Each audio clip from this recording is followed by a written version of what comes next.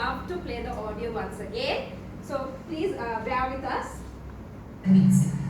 So in our universities, we have students who come from remote parts of the country, and very often the tragic tale they tell us is that they never had a school, an English teacher in their school. That's right. Yeah. So if they don't have an English teacher in their school, or they've had, these are tales they have told us. So I had one from grade 3 to grade 5, and then another one in grade 8, and nobody knew. So that is the amount of support we have given them in their rural schools. And then these students, thanks to free education, they will do the O level and the A level in the cinema media, and they will enter university. And then we expect them to perform at the level that is expected at university. Obviously, it is going to be a very difficult task. So as you heard, it's very pathetic, and it's when there's no teacher to teach the students at school level, and when we expect them to deliver and perform at university level when they enter university. So this is actually a very a place we really have to look into. So now next is so this is factors of poor competency in English language reading entering universities. This study was done by Professor Ramesh, Vice Chancellor, Southeastern University of Sri Lanka, for students of the Faculty of Arts and Culture. So he has done this study to explore the factors contributing to the poor performance of students in English language. So as you can see, there are few factors contributing to this. So the figure identifies and compares the factors contributing to the poor proficiency in English language of students. So it shows that psychological factors, which is 24, like this study was done out of 30 responses. Responses obtained from 30 students. So out of 30, 24 responses on psychological factors. So this is a prominent among all the other factors, with 24 responses out of 30 indicating that it is the key factor responsible for poor competency in language by the students. So enrollment of students from rural areas. The other factors would be students enrolling from rural areas, and lack of learner-centered teachers, lack of physical resource would be like the other significant factors behind poor performance. With lack of reading habit and inexperienced teaching panel are cited as less significant factors in this study. By and large, all these contribute together to the poor English language competency of students, which in turn compromises their employability even after their graduation. So moving on. So let's have a look at the current trends and practices of teaching oral and written English language at Sri Lankan universities. So with this interview that we had with Dr. Russell at the Open University, what she said was about that they had this placement test English language proficiency entering universities. Right, so this Open University, they have this placement test upon entrance. So the English language teaching program, this is designed to group students according to their English language proficiency by way of a placement test upon their entrance to the university. Those who are weaker are absorbed into the English language proficiency course, which has levels from 1 to 3, with the weakest placed in level 1 and the highest marks are placed at the certificate level, which has 2 levels in it, namely certificate course part 1 and 2, equivalent to levels 4 and 5. Apart from this, there is this test which is called the University Test of the English Language. So during the year 2020, the English Language Teaching Departments, ELTD, had been established in the universities. So a uniform examination with the band levels called university test of the English language is now being conducted in universities for students, which is similar to IELTS, which examines reading, writing, listening and speaking, providing a common platform, a standard in university education, English language. So moreover, this certificate will be useful at interviews when they go for employment as an objective evidence of their competency levels in English. Then, as a support, the World Bank has allocated several grants to Sri Lankan universities, not only to enhance English competency of undergraduates, but also to shift the medium of instruction from vernacular languages to English, so that the undergraduates would become employable in the job market after they graduate at the end of their studies. So what is the usage of English in universities today? Medium of instruction. So there are about 15 universities in Sri Lanka with the medium of instruction varying from university to university. Some universities have adopted the vernacular language of Sinhala and Tamil as a medium of instruction, while in others in other universities it's English the medium of instruction. It is pertinent to note here that different faculties of the same university may use different languages and the same medium of instruction. So there are even instances where different departments in the faculty of a university may adopt different language as the medium of instructions. By and large, there is no hard and fast rule in Sri Lanka that the medium of instruction within a university, what the medium should be. There's no medium, like there's no rule. So presently though, a strong emphasis is being placed on adopting English as a medium of instruction in all universities to equip undergraduates with the essential skill they can cope better in meeting the demands of the world of work. So currently most of the faculties of management in Sri Lankan universities use English as a medium of instruction. The programs have a career focus built in them. So when we talk about the English courses, we know that various English language courses are being conducted in universities, and some of the common use activities would be elaborated by language teachers and even material designers and researchers. Group discussions, brainstorming, storytelling, interviews, story completion, and narrating, and finding difference in pictures and so on. Those are the activities are the common ones which are being done to improve in their language. So all these being said, have we achieved or reached the desired level of spoken and written English proficiency language within the University of Sri Lanka? So that is something that needs to be pondered, and the challenges what we face. So to talk about this, I invite Farha to address you. Thank you. Okay, so let's look into the challenges faced by the university students in the English medium. So the first challenge that they face is the cognitive challenge, language barrier, lack of resources. So I will talk in detail about each of the topics. So cognitive challenge, understanding the concept. So as a teacher and as a learner, both should have a concept. Now imagine a teacher comes to a class with not prepared, even a lecturer at a university. So he thinks or she thinks themselves as, okay, I'm a lecturer, I can do things, but then soon after they come to the lecturing room, when they see a huge crowd, they panic. Right? So they forget the concept of what they want to really teach. And even the undergraduates who are learning in the university. So when assignments are given, they go out of the topic.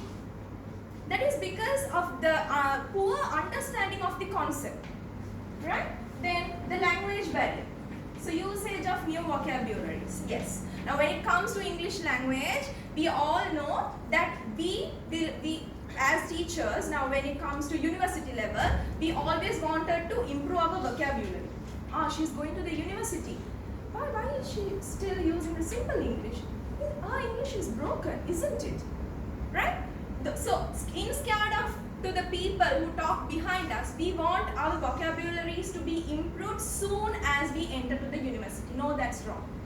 It should be improved in a step-by-step manner where from your small age. You can't acquire the vocabulary knowledge soon after you enter the university. Right? So this third challenge, lack of resources. As we all know, we are giving at Sri Lanka the free education. Still, we are lacking resources.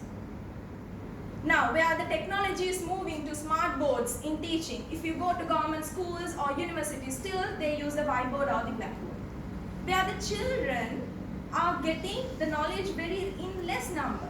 So where now when we compare our university, so we can watch a video through our smart board, we can do so many and so much of things. But when you see a student from a government university, so I don't think whatever the knowledge what we get through this course, I don't know whether when it is implemented to them, whether they will gain.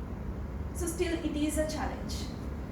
So speaking further on the challenges, the other challenges are cultural differences, environmental background, depends on teacher for everything, and time management. So cultural differences, now when we go to a country like USA, so whatever they teach will be cultured only to the USA people. So the international students who go to USA like Sri Lankan Indians, they might be not knowing what is happening in that country and what they are talking about really. Because the accent, the way they deliver the lecture, everything is going to be different. So there is a challenge with culture differences as well. Then environmental background. As my friend Michelle spoke about it earlier, the environmental background, the students who come from rural and city.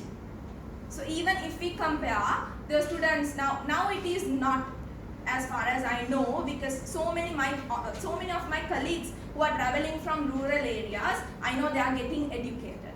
But then still, the chances are only given to those who have money. Right? So now these people, they lack the knowledge due to environmental background as well. Depends on teacher for everything. So why they are very poor in English? What can we do? Actually, they depend on the teacher. So grade 1 to O level, whatever it is, even for a spelling mistake or a grammar mistake, whatever it is, the teacher, the student depends on the teacher. The student never corrects himself or herself by themselves, right? So every time they need the teacher to be done, and they want the lecturer to do it in the same way when they enter into a university. No, that's wrong. And the time management. So it is very challenging for a lecturer and as well as for an undergraduate to cope up between the job and the academic things when it comes to the life. So balancing this between time spent on studies and job is also a challenge to learn English at the university level. And I will hand it over to my friend Hajra to move forward. Thank you, Father. So now I will be speaking on the solutions that can be implemented at the university level. So first point is exposed to resources. Example, media club. So having a media club can help the students develop improve their speaking skills, and also they can build up their confidence level, which they won't have the fear of speaking in public areas. Second point is to overcome language barriers. So even though if whether the students knows you by your primary language as a secondary, it is better if you have the habit of using plain languages, because most of the people try to use large vocabularies where they create opportunities for miscommunication. So the best way is to speak and communicate straightforwardly to avoid language barriers. Third point is to overcome exceeding time frame. So example, online teaching, online classrooms. hybrid classroom. So having online platforms will help the universities to finish their degrees on time, because as more they drag the studies, the more the students get fed up in educating themselves. So like example, NIBM has online platform which they can finish their degrees on time. So the best way is to implement an online platform to the university levels to finish their degrees on time, which will be beneficial for the students as well as the teachers. Fourth part, to overcome limited teaching resources. Example, group activity. So if students don't have textbooks in university levels, the teachers can do group activities which will involve all the students. Like for example, one student can read a text from the book, one can narrate it, one can act it out, or one can write new vocabulary words, etc. To overcome cultural differences. Example, learn about different cultures, sharing knowledge, ensure clear and polite communication. So, to overcome cultural differences, students should have the interest of sharing knowledge of different cultures. They should have the interest of learning different cultures, and they should share different cultures share different knowledge with different colleagues, so which they will have a good relationship where they are studying. So, these are the points. There are many challenges. There are many challenges, but we have to be realistic when we find solutions. So, and we have to find solutions which we can implement. And thank you. That is our presentation with regarding to being spoken and English, spoken and written language, that how it can be implemented in different ways in university levels. Thank you very much. So the floor is open to you all if for any further clarification. Any questions?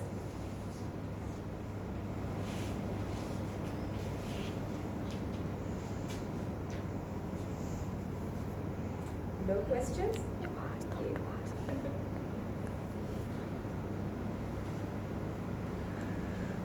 I have one question. Now, you talk about different departments in universities having different methods of teaching. I didn't quite understand. Can you explain to me? I think Michelle, different departments, universities, even within departments, they teach differently or something? No, what I said was that they have different language instructions, like medium of instruction. In the same university, the same departments, they may not have English, they may have Sinhalese or Tamil. So it could be a mix. It's not, there's no particular rule in of an instruction, medium of instruction in a language. So this is in an English class? No, in university level. Could be subjects as well, Yeah. whatever? Yeah, it could be any subject. So they mix up the language and... Yeah, they mix. There is no proper rule. That's Standardized, it's not There standardized. is not, no, it's not. There is no system as such. How can that be a problem? So with regarding... Should we encourage native language? Yes, we have to in some of the subjects that are being learned. Yes, I think we need to learn in our mother tongue, but then when it comes to other subjects with global proceedings, yes, international language also should be taught to them so that they know how to respond. Respond to what? For the global proceedings, like let's say they are into, going into globally, but even whatever subject that they learn, if they are going globally, they should be able to address that as well, address to them, so they can't go and talk in Sinhala, only in Sinhala, in their vernacular languages to address them, so they should be knowing that. But our point there was to say there is no system as such where you have to be teaching in this specific language. Tell me about your experience working with your group. It was great, like I said right at the beginning. The pleasure is all mine to be working with them. And I believe we have a good, with regarding to our group, our strength is our communication. So, and we, our dedication, our responsibilities were divided, and everybody, together came in to put up this presentation. What was your biggest takeaway from Okay, so the project? okay, so my biggest takeaway will be working as a team actually. So wherever you go, whatever the job you do, you have to know to work in as a team. So if you don't fit into a team, you can't work anywhere around the world if you travel. So working together with any kind of like, everyone are unique. You can't say this person is down and that person is up. So collaborating with each other and bringing together with them in one platform, I think I learned about that.